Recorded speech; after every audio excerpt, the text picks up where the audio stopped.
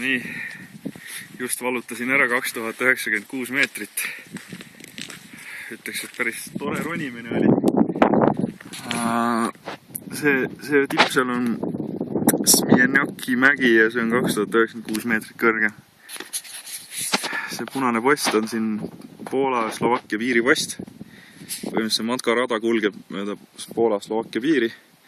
Praegu te näete siin Slovakkiat. Seal on mägede vahel mingi päris kena siuke orgala. Mingid linnad ja asjad seal. Ja selline see mäestik siin on. Pilvede mäng on siin päris korralik, et lendavad sellised rünkad üle pidevalt ja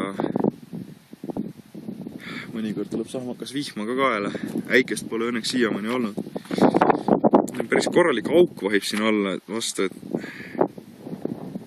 siit kukkuda küll ei tahaks.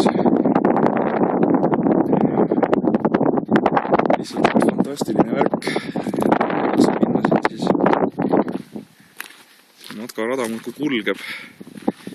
Tähistatud selliste punaste märgikestega. Punane rada tähendab, et tegemist on üsna sellise füüsilist pingutust nõudva rajaga juba.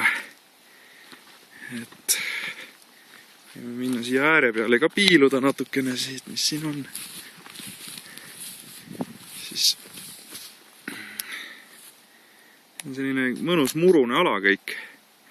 Mingi väike veeloik on seal all ja kusjuures isegi väiksed lumelaigud on siin veel üleval. Ma imestan, et nad veel alles on, tegelikult siin on päris soe. Hooti tuleb siuke külm tuul peale, aga tegelikult on siin täitsa soe olla siin üleval. Ja seal on siis need ilusad Tatra vaated, mingi kõrged tipud on seal.